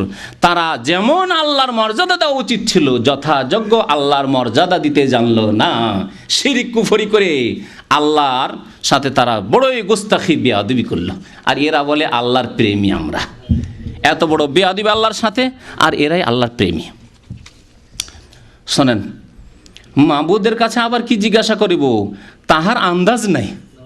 ইন্না লিল্লাহি ওয়া ইন্না ইলাইহি রাজিউন। এই কথাটি ছোট ভাই বড় ভাইকে বলবে না, বলবে আমাকে তো কোনদিন বলেনি। আপনার হুঁশ নেই, আন্দাজ নেই, কাজ করে ফেলেছেন, বলেছে কোনোদিন? আমি তো জানি না। যদি বেশি ঝগড়া না হয় তাহলে কোনোদিন এরকম বড় ভাইকেও বলবে না কেউ আজকালকার ফাঁসিকি যুগে, পাপের যুগেও। আর আল্লাহকে বলছে তাহার আন্দাজ নাই। এই বৃদ্ধার একটি মাত্র পুত্র ছিল, তাহাও নিয়েছে। বাকি ছিল এই নাতিটি যে গাভী পালন করিয়া কোনরূপ জিন্দেগি গুজারান করিত, এখন এটিও নিয়ে গেল। তাই আমি আল্লাহ পাকের দরবার থেকে জোরপূর্বক রূহ নিয়ে আসিয়াছি। আল্লাহ পাকে আবার পড়ছি এই কথাটি, শোনেন। তাই আমি কুতুব কি করছে দেখেন, তাই আমি আল্লাহ পাকের দরবার থেকে জোরপূর্বক রূহ নিয়ে আসিয়াছি। আল্লাহর কাছ থেকে জোরপূর্বক নিয়ে এসেছি। কোনো স্ত্রীও স্বামীর সাথে এরকম করে না। স্বামী স্ত্রী রাত দিন একসাথে থাকে আর জোরপূর্বক হাত থেকে কেড়ে নিয়ে চলে যাবে, হাতে আপনার চা আছে কেড়ে নিয়ে চলে যাবে, দাও, হে কাজ করবে না। হয়তো আল্লাহু আকবার, এতটুকু মর্যাদা আল্লাহকে দিল। আমা কাদারুল্লাহ হাক্কা কাদরিহি। কারা? আফসোস যদি বেরলবিরা বলতো, কাদিয়ানি বলতো তো যাক বলতাম, রাফেজি বলতো, যদি বলতো ইসমাইলি, বাতিনি, আগা খানি, বোহরা, তারা বলতো তো বলতাম যাক, তাদের ধর্ম তো স্পষ্টই বাতিল, মুসলিম বিশ্বের লোকেরা জানে। সুবহানাল্লাহ, এদেরকে জানে না কেউ। ডুবে ডুবে এরা শিরক কুফরি করে, আর কিতাবে লুকায়িত আছে, জনসাধারণ জানে না। কতই যে গাফেল হয়ে আছে জনসাধারণ। তারপরে শোনেন না মজার কথা, দেশকে অন্ধকার করে দিয়েছে বাদশাহ রেগে। বাদশাহ বলিলেন আপনি শরীয়ত মানেন কি না? বাদশাহ দেখেন, বাদশাহ মুসলমান, মাশাআল্লাহ। আপনি শরীয়ত মানেন না, ইসলাম মানেন না? তিনি বলেন, নিশ্চয়ই শরীয়ত না মানিলে ভীষণ কিয়ামতের দিনে হুজুর সাল্লাল্লাহু আলাইহি ওয়াসাল্লামের শাফাত কিছুতেই পাওয়া যাবে না। এতটুকু বিশ্বাস আছে যে ইসলাম না মানলে কিন্তু আমল নেই, বিশ্বাস আছে কিন্তু আমল নেই, অন্তরে বিশ্বাস নেই, বলে দিয়েছে হয়তো। আর ও অন্তরে বিশ্বাসের মতো বিশ্বাস, আমাদের মতো বিশ্বাস থাকলে আমল হইতো। আমরা জানি শরীয়তে 5 ওয়াক্ত নামাজ ফরজ, 1 ওয়াক্ত নামাজ ছাড়লে কাফের হয়ে যাব, সুতরাং কাফেরকে মেয়ে দেব না, কাফেরকে বোন দেব না, কাফের সাথে এক কথায় যা আল্লাহ জায়েজ করেনি তা করবো না, ঠিক না?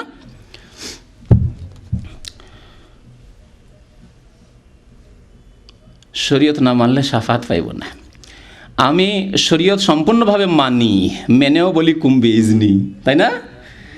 আল্লাহর আন্দাজ নেই, এটা শরীয়ত না। আল্লাহর কাছ থেকে জোরপূর্বক নিয়ে নিলাম, আল্লাহ অসহায় হয়ে গেলেন, সুবহানাল্লাহ।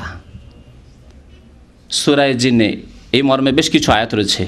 হ্যাঁ, ও আন্না কি আছে, হাফিজ সাহেবেরা পড়েন, আল্লাহ নুজিজাল্লাহ ফিল আরদ, লান নুজিজাল্লাহ ফিল আরদে, পৃথিবীতে আল্লাহকে কেউ পরাজিত করতে পারবে না। লান নুজিজাল্লাহ ফিল আরদ। আর এই জিনদের আকীদা, জিনেরা বলছে যে সারা পৃথিবীর জিন যদি আমরা এক হয়ে যাই তবু আল্লাহকে সামান্য বাঁকা করতে পারবো না, সামান্য আল্লাহকে ঝুঁকাতে পারবো না। আজকাল নেতাদেরকে ঝুঁকিয়ে দেওয়া হয়, বাধ্য করে দেওয়া হয়। একটা এমপি একটা নেতাকে বা প্রধানমন্ত্রীকে ঝুঁকিয়ে দিতে পারে যে আপনি যদি আমার দাবি না মানেন আর আমার এলাকায় এতটা কোটা চাকরি না দেন তাহলে আমি গেলাম আওয়ামী লীগে, বিএনপি থেকে গেলাম আওয়ামী লীগে। বা দিল আওয়ামী লীগের নেত্রীকে ধমক দিল যে গেলাম আমি এখন বিএনপিতে যাচ্ছি। আরে বাপরে বাপ, তো মুশকিল হয়ে যাবে। এই সিলেট জেলাটাই যদি চলে যায় তাহলে তো মহা মুশকিল হয়ে যাবে, হ্যাঁ তাই না? অথবা গোপালগঞ্জ যদি চলে যায় তো আমার তো মাতৃভূমি চলে যাবে, তো মহা মুশকিল। তখন ওকে রাজি করার জন্য লেগে আছে। তাহলে এতটুকু মর্যাদা দিল না আল্লাহকে, এরা এতটুকু মর্যাদা দিল না। তারপরে বাদশাহ কি বলছেন দেখেন, বাদশাহ বলিলেন আপনি শিরিক করিয়াছেন। কথা সত্যি বলেছেন, বাদশার এতটুকু জ্ঞান আছে, আল্লাহ জাযায়ে খাইর দিক বাদশাকে। যদি হয়ে থাকে এই ঘটনা, আর আসল হচ্ছে যেগুলি হচ্ছে কি উপন্যাস, লক্ষ লক্ষ মুসলিমদেরকে গুমরাহ করার জন্য এগুলি হচ্ছে উপন্যাস। উপন্যাস বুঝেন, কাল্পনিক কাহিনী। জি,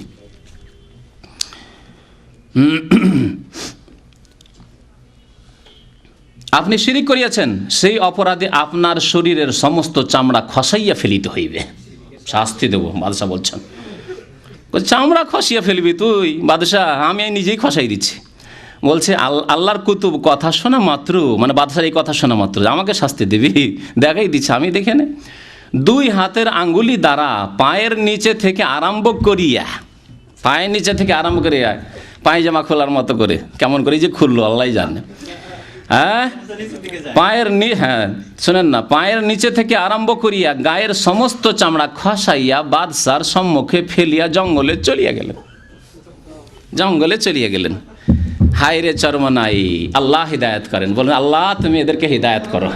আর যদি তাদের হিদায়াত যদি বদনসি উমারের মতো হিদায়াত করো, আর যদি বদনসি আবু জাহালের মতো হিদায়াত ভাগ্যে না থাকে, তো আল্লাহ যেন এরা অসংখ্য সাধারণ মানুষকে গুমরাহ না করতে পারে। আল্লাহ এদের মুখ বন্ধ করে দাও।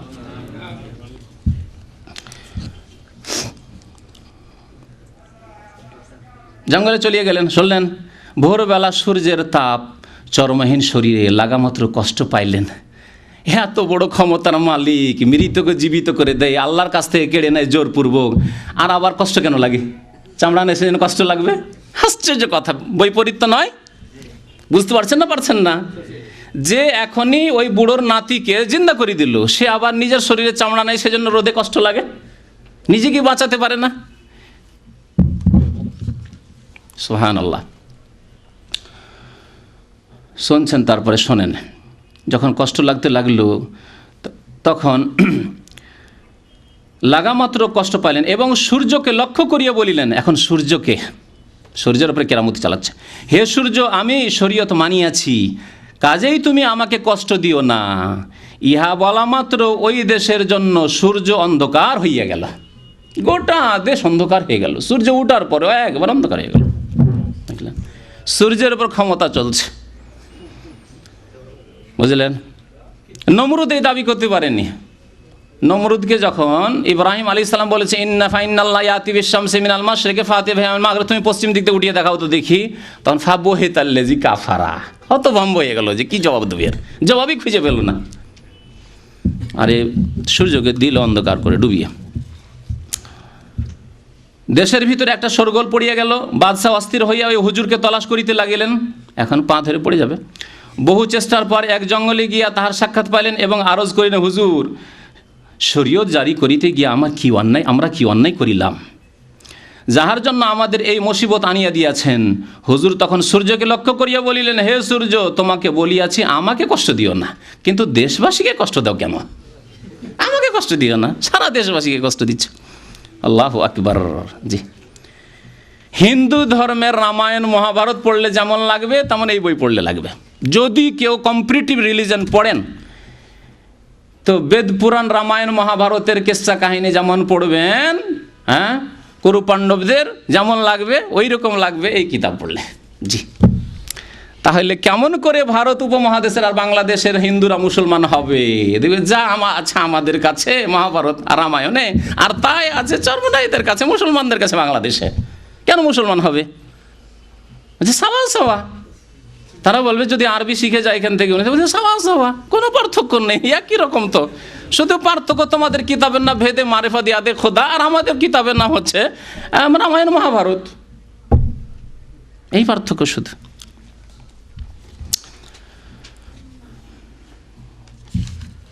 যাক, এই ঘটনাতে আর কতক্ষণ থাকবো? সময় আছে, অনেক কিছুই আছে।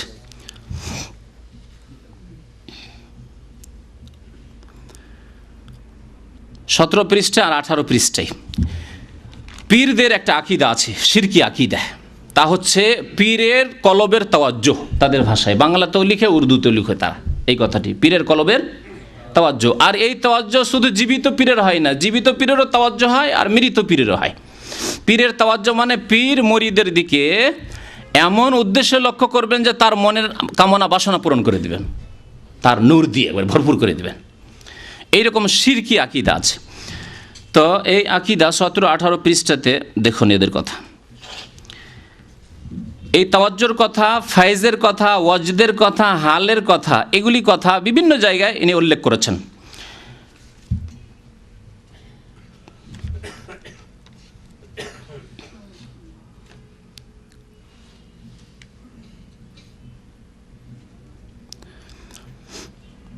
বলছেন, হুজুর ইহা বলার সঙ্গে কলবি তাওয়াজ্জুহ মাওলানা সাহেবের কলবের প্রতি নিক্ষেপ করিলেন। মাওলানা সাহেবের তখন ঘোড়ার পৃষ্ঠ হইতে নামিয়ে আরজ করিলেন, হুজুর আমাকে মুরিদ করুন। যে এমন কলবের তাওয়াজ্জুহ করলেন, আর মুরিদ না হইয়া থাকতে পারলেন না। মাওলানা সাহেবও মুরিদ হয়ে গেলেন। মাওলানা রুমির কথা বলছে, রুমিকেও মুরিদ বানিয়ে নিলেন কলবি তাওয়াজ্জুহ দিয়ে। তারপরে বলছেন ওয়াজদের কথা। আচ্ছা, মুরিদ হওয়ার মৌলানা তো দিনের খেদমত করছিলেন, দেশে দেশে মানুষের সাথে সম্পর্ক রাখছিলেন। আর এই মুরিদ হওয়ার পরে কী হইল? হুজুর আমাকে মুরিদ করুন। হুজুর তাহাকে মুরিদ করিলেন। মৌলানা সাহেব তখন জঙ্গলে চলিয়া গেলেন। যেমনই মুরিদ হওয়া তেমনই কোথায় চলে গেলেন? জঙ্গলে চলে গেলেন। জঙ্গলে চলে যাওয়া দিনে ইসলাম না খ্রিস্টান ধর্ম, হিন্দু ধর্ম, বৌদ্ধ ধর্ম বলুন? বৌদ্ধদেবের ছোটকালে জীবনী পড়েছিলাম, বাংলা যখন ক্লাস 3-তে পড়ি তখন প্রাইমারি স্কুলে, যে দীর্ঘদিন ধরে রাজ প্যালেস থেকে, তার বাবা রাজা ছিল সিদ্ধার্থ, তার বাবার কাছ থেকে পালিয়ে গিয়ে স্ত্রী আর তার ছেলে রাহুল এসবকে রেখে টেকে ছোটোকালের কথা খুব মনে থাকে। দেখেন এখনও মনে আছে যে বুদ্ধদেবের ছেলের নাম কী ছিল, আল্লাহু আকবার। কিন্তু আজকাল অনেক পড়ছি, ভুলে যাচ্ছি। জি, তো চলে গেল ওই আপনার কাশির দিকে, কাশি গয়া ওই দিকে ঘোরাঘুরি, জঙ্গলে শুধু ঘুরে, জঙ্গলে ঘুরতে ঘুরতে ঘুরতে কোন শয়তান তাকে গ্রাস করলো বলে আমি ঈশ্বরকে পেয়ে গেছি। তো জঙ্গলে পুজো পাঠ করা, উপাসনা করা, এটি হচ্ছে বৌদ্ধ ধর্ম, এটি হচ্ছে হিন্দু ধর্ম, এটি হচ্ছে খ্রিস্টান ধর্ম। ওমর রাদিয়াল্লাহু তাআলা যখন গিয়েছেন বাইতুল মুকাদ্দাসে তখন ওই রকমে জঙ্গলে পূজা করতে দেখেছিলেন। জোরাইজের ঘটনা, জোরাইজ আবেদের কথা জানেন যে জঙ্গলে সে উপাসনা করতো। তো এগুলি হচ্ছে তাদের ধর্ম। আর ইসলামে আল্লাহ সূরা হাদীদে বলেছেন, রহবানিয়াতান ইবতাদাউহা। আল্লাহ কি বলছেন? বৈরাগ্যবাদ যা তারা বিদাত গড়েছে, ইবতাদাউহা আবিষ্কার করেছে, ইবতাদাউহা বিদাত থেকে, তাই না? তাহলে বোঝা গেল ইসলামে এই রহবানিয়াত, জঙ্গলে চলে যাওয়া, সংসার ত্যাগী হয়ে যাওয়া, এসবের নেই ইসলামে। সমাজ থেকে আলাদা হয়ে যাবেন, নির্জনতা অবলম্বন করবেন, হ্যাঁ, ঘরের অন্ধকারে, আন্ডারগ্রাউন্ডে অন্ধকারে, না, নেই ইসলামে। লা রহবানিয়াতা, নবী করিম হাদিস শুনুন, লা রহবানিয়াতা ফিল ইসলাম, ইসলামে বৈরাগ্যবাদ নেই, সংসার ত্যাগী হওয়া ইসলামে নেই। তাহলে পীরতন্ত্রে গিয়ে রুমি যেটুকু ছিল ভালো, তাও দেখেন কোথায় গেল সে। 12 বৎসর পর্যন্ত জঙ্গলে বসে আল্লাহ পাকের ইবাদত করিতে থাকেন। ইসলাম আছে কোরআনে? আপনারা যে বলেন না আছে নাকি? কোরআন হাদিসে কি জঙ্গলে গিয়ে 12 বছর ইবাদত করা এসব আছে? 1 বছর আছে। কোরআনে মাত্র, কোরআন হাদিসে মাত্র 10 দিনের কথা আছে, তাও জঙ্গলে গিয়ে নয়। কোথায়? মসজিদে।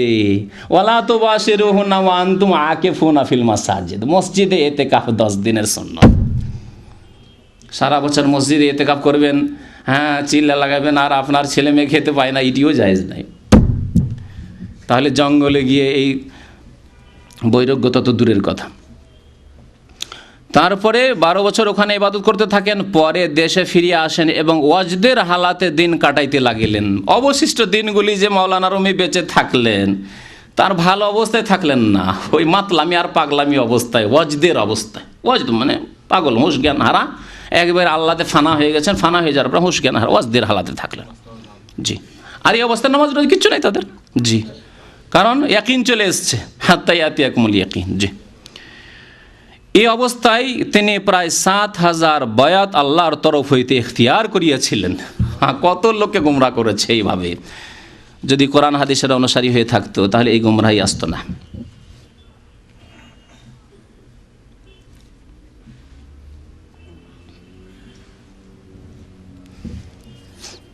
শোনেন, বাংলাদেশের 3টি তরিকা, পীরের তরিকার কথা বলছে যে আমাদের বোধহয় মিল আছে, বাকিদের সাথে মিল মহাব্বত নেই, কিন্তু চরমনাই এটুকু স্বীকার করছে যে আমাদের শর্ষিনার সাথে আর ফুরফিরার সাথে আমাদের সাথে মিল আছে।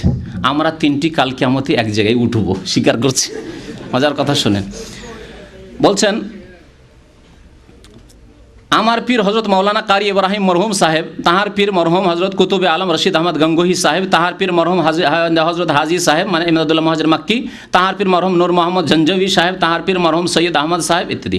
মৌলানা কারি আব্দুর রব জৌনপুরি মরহুম সাহেব, তাহার পীর হজরত মৌলানা কারামত আলী মরহুম সাহেব, তাহার পীর ওই মৌলানা সৈয়দ আহমদ সাহেব।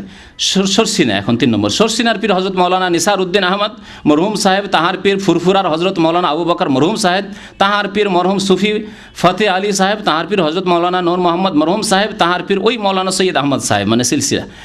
এই 3 সিলসিলার লোকেদের কিয়ামতে ইনশাআল্লাহ একই স্থানে জমা হইতে হইবে। বলুন ইনশাআল্লাহ, বলুন আপনারা ইনশাআল্লাহ একই স্থানে জমা হইতে হবে। জি জি, একই স্থানে জমা হইতে হবে। শুনবেন কোন স্থানে জমা হইতে হবে? কোন স্থানে জমা হইতে হবে তা শুনেন। কোরআনে কারীমের একটি আয়াত শুনে আপনাদেরকে। যারা এইরকম গুমরাহ করেছে, অসংখ্য মানুষকে গুমরাহ করেছে, কিয়ামতের দিনে যাদেরকে গুমরাহ করেছে জনসাধারণ, পাবলিক মানুষ, মূর্খ মানুষরা গুমরাহ হয়েছে, তারা কাল কিয়ামতে যখন সামনে আযাব দেখবে, জাহান্নাম দেখবে, আর আযাবে যখন জাহান্নামে নিক্ষেপ করা হবে, তখন ওরা বলবে রব্বানা, সূরা আহজাব আয়াত নম্বর 67-68, আল্লাহ বলছেন রব্বানা ওয়াকালু, তারা বলবে রব্বানা ইন্না আতানা সাদাতানা ওয়া কুবারানা ফাদাল্লুনা সাবিলা। আল্লাহ, ইন্না আতানা সাদাতানা, আমরা আমাদের সৈয়দদের মানে পীরদের, বড়দের, বুজুর্গদের, আমাদের দেশীয় ভাষায় বুজুর্গ বা পীর বলতে পারেন, পীরদের, বুজুর্গদের, মুরব্বীদের কি করেছিলাম? সৈয়দের জামা হচ্ছে সাদাত। তাদের আমরা কি করেছিলাম? আতানা, আনুগত্য করেছিলাম। হাদিস মনে রাখবেন, বলবেন না আগে হাদিস কি বলেছি? নবীর যারা আনুগত্য করেছে তারা কোথায় যাবে? মান আতানি দাখালাল জান্নাহ, যারা আমার আনুগত্য করেছে তারা জান্নাতে যাবে। আর যারা আমার আনুগত্য করেনি, সাদাতানার আনুগত্য করেছে, বড় নেতাদের আনুগত্য করেছে, পীরদের আনুগত্য করেছে, ইন্না, তারা বলবে ইন্না আতানা সাদাতানা ওয়া কুবারানা, বড়দের, বুজুর্গদের আমরা আনুগত্য করেছি, তাদের কথা মতো চলেছি, তাদের সিলসিলায় চলেছি, সসিনায় তরিকে চলেছি, চরমনাইতে চলেছি, ফুরফুরায় চলেছি, আটরশিতে চলেছি, মাইজবান্ডে চলেছি, দেওয়ানবাগিতে চলেছি। ইন্না আতানা সাদাতানা ওয়া কুবারানা ফাদাল্লুনা সাবিলা, আমরা তো ভাবছিলাম যে আমাদেরকে জান্নাতে নিয়ে যাবে সাথে করে, কিন্তু তারা তো আমাদেরকে ফাদাল্লুনা গুমরাহ করেছে, রাস্তা থেকে, নবীর তরিকা থেকে গুমরাহ করে দিয়েছে, আমাদেরকে পথভ্রষ্ট করেছে। সুতরাং আল্লাহ এখন প্রতিশোধ নেব। আমরা কি করব? প্রতিশোধ নেব। নিজে তার প্রতিশোধ নিতে পারছে না, আল্লাহর কাছে দরখাস্ত করবে রব্বানা আতিহিম যিফাইন মিনাল আযাব। সুতরাং আল্লাহ, আমাদেরকে তো জাহান্নামে দিলে, কিন্তু আমাদের ডবল আযাব তাদেরকে দাও আল্লাহ। আতিহিম যিফাইনে, 2 গুণ, দ্বিগুণ আযাব তাদেরকে দাও। ওয়াল আনহুম লানান কবীরা, এবং তাদের উপর মহা অভিসম্পাত করো, লানত করো আল্লাহ, বড় লানত তাদের উপরে করো আল্লাহ, তোমার রহমত থেকে এদেরকে বঞ্চিত করো। এই দোয়া করবে কারা? সাধারণ ভক্ত, যারা পাগলামি করে মাতলামি করে জিকির করতে করতে লাফাতে শুরু করে, জিকির করতে করতে নাকি সামিয়ানার উপরে, আমাদের ওই অনুজ ভাই বলতে সামিয়ানার উপরে লাফ দিয়ে চড়ে নাই, স্টেজের উপরে লাফ দিয়ে চড়ে ঝুলে যায়, কোনো যায় বাঁশের চুটি গলা লটকিয়ে দিয়েছে। এইসব যারা মাতলামি করে, কি জন্য মাতলামি করে? একটি জাল হাদিস এই চরমনায় পীর বয়ান করে। হ্যাঁ, এমন বেশি বেশি জিকির করো, আল্লাহর জিকির করো, হাত্তা ইউকালা মাজনুন, যাতে করে তোমাকে লোকজন দেশবাসী পাগল বলে যে লোকটি তো পাগল হয়েছে, লাফাইছে রে, গুতিয়ে চলে আসছে, আবার লাফিয়ে স্টেজে উঠে যাচ্ছে, সামিয়ানার উপর লাফ দিয়ে উঠে গেল, হ্যাঁ, গাছে লাফ দিয়ে উঠে গেল, হ্যাঁ, গাছের ডালে ঝুলে গেল। হ্যাঁ, কথা বুঝতে পারছেন? পাগল, পাগল হওয়ার জন্য, বড় মানে কামেল হওয়ার জন্য। কারণ পীর সাহেব এই বইও বলেছে যে যেই ব্যক্তিকে দেখবেন যে জিকির করতে করতে তার এমন হাল আর ওয়াজদ হয়ে যাচ্ছে যে লাফাতে শুরু করছে, গড়াগড়ি দিতে শুরু করছে, অথবা এমন করে লাফ দিল যে আমের গাছের ডালে ঝুলে গেল, তো জানবেন যে সে আল্লাহকে পেয়ে গেছে, সে আল্লাহকে পেয়ে গেছে। এখন সবার আল্লাহকে পাওয়ার আকাঙ্ক্ষা, আর সবার পীরে কামেল হওয়ার আকাঙ্ক্ষা, যে আমি উন্নতি করেছি, পীরের মুরিদ হয়ে, এখন মুরিদ হয়ে নেই, এখন পীরে কামেল হয়ে গেছি, তাই তারা এমনিতে ভান করেও লাভ দিয়ে স্টেজের উপরে উঠে যায়। জি, ইসলামে নেই এই হাদিস, হাদিস নয়, এই হাদিসের হদিস নবী সাল্লাল্লাহু আলাইহি সাল্লামের সহি হাদিসের নেই।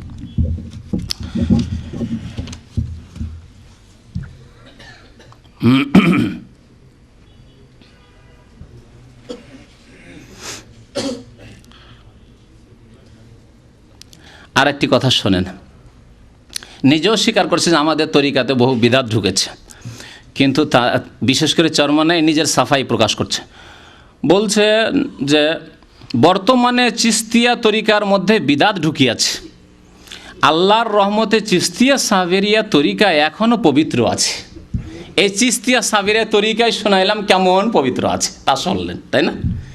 তাহলে চিস্তিয়া সাবেরিয়া তরিকা যেটা এত পবিত্র, তার অবস্থাই এত অপবিত্র, তাহলে বাকি যেগুলি সম্পর্কে খোদ চরমনাই বলছে যে এতে বিদাত ঢুকেছে, সেগুলির অবস্থা কি?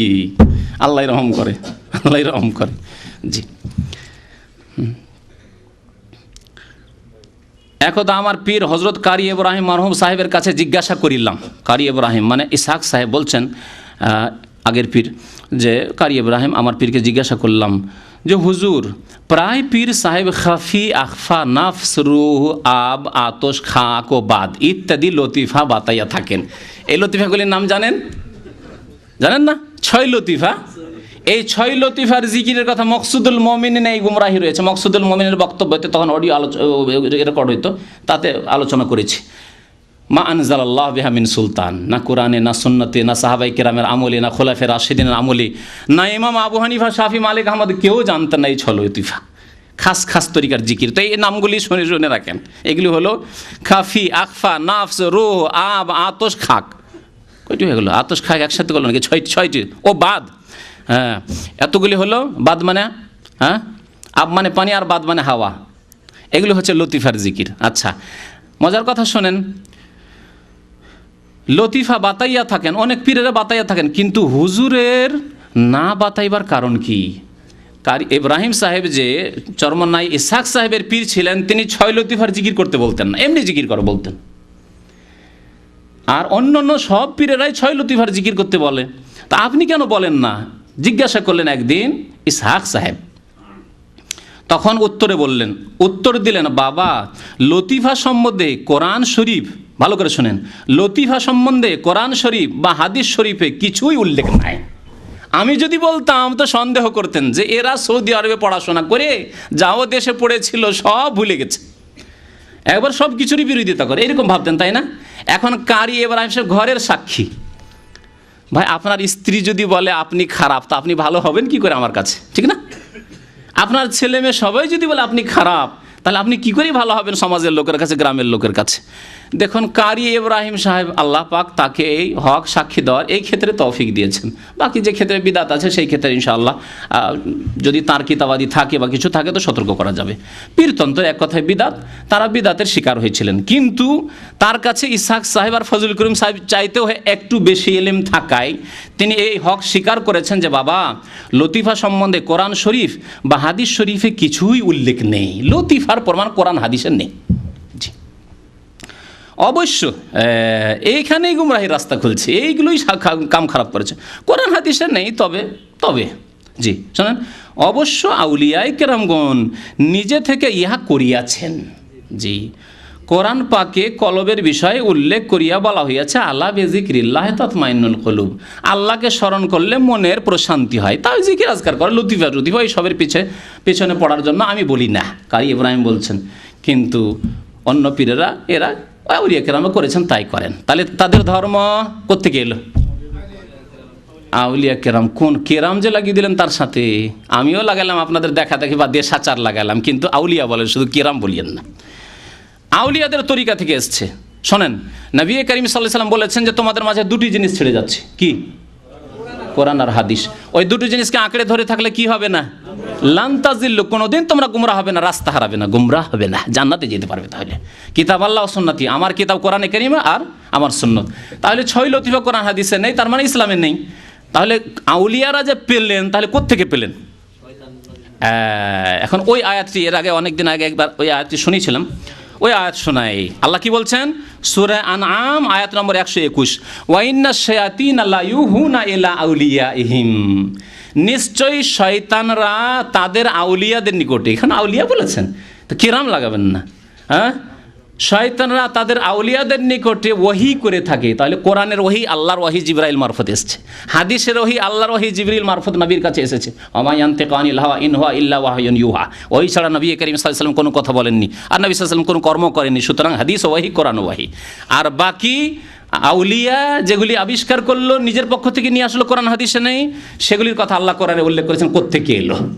জিবরাইল মারফত আসেনি। ওয়া ইন্নাশ শায়াতিনা লা ইউহুনা, নিশ্চয় শয়তানরা অবশ্যই ওহী করে থাকে তাদের আউলিয়াদের নিকটে, লিউজাদিলুকুম, হে মুমিন মুসলিম, হে সহি আকীদার মানুষরা, তৌহিদি জনতা, তোমাদের সাথে তারা ঝগড়া বিবাদ করবে, আর তারা ফিরকাবাজি করবে, তারা নতুন নতুন দল তরিকা তৈরি করবে। সেই জন্য লিউজাদিলুকুম ওয়া ইন আতাতুমুহুম, তাদের কথা যদি মানো, আল্লাহ বলছেন ওয়াইন আতাতুমুহুম, তাদের যদি আনুগত্য করো, যে যায় যখন এদের দলবল ভারী দেখছি, এদের জিকির হালকা অনেক লোক, চরমনাইয়ের ইজতেমাতে বরিশাল জায়গায় দেওয়া যায় না, লক্ষ লক্ষ লোক, বিশ্ব ইজতেমাতে কোটি কোটি লক্ষ লক্ষ লোক ইত্যাদি, তাহলে তাদের দলে চলে যায়। আল্লাহ বলছেন ওয়াইন আতাতুমুহুম, তাদের জন্য আনুগত্য করো, তাদের কথা মোতাবেক চলো, ইন্নাকুম লা মুশরিকুন, তাহলে তোমরা মুশরিক হয়ে পড়বে, তাহলে তোমরা মুশরিক হয়ে পড়বে।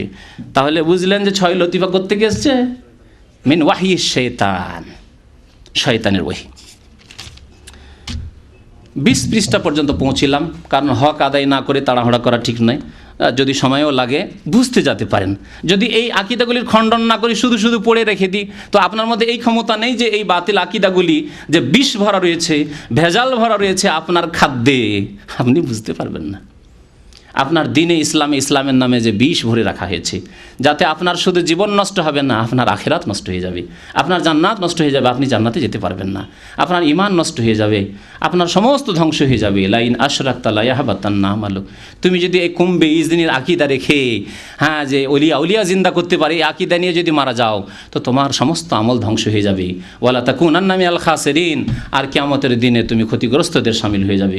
আল্লাহ যেন আমাদেরকে হিদায়াত দান করেন, আমাদেরকে সঠিক কথা বুঝার যেন তৌফিক দান করেন, আমাদের গোঁড়ামি যেন দূর করে দেন, আমাদের পক্ষপাতিত্ব এই যে ব্যক্তি পূজা আল্লাহ যেন দূর করে দেন, আমাদের আল্লাহর সাথে ভালোবাসার যেন তৌফিক দান করেন, রাসূলের সাথে সত্যিকার ভালোবাসার জন্য আল্লাহ তৌফিক দান করেন, নবী করিম সাল্লাল্লাহু আলাইহি ওয়াসাল্লামের সুন্নতকে আমাদেরকে জীবিত করার জন্য তৌফিক দান করেন, বিদআতকে পৃথিবী থেকে নিশ্চিহ্ন করার আল্লাহ যেন আমাদেরকে তৌফিক দান করেন, ইসলাম বিরোধী যেসব কথা, কাজ, আকীদা, আমল রয়েছে আল্লাহ তা যেন মুসলিম সমাজ থেকে দূর করা আমাদেরকে তৌফিক দান করেন। আমিন। সাল্লাল্লাহু আলা নবিয়িনা মুহাম্মদ ওয়া আলা আলিহি ওয়া সাহবিহি আজমাইন।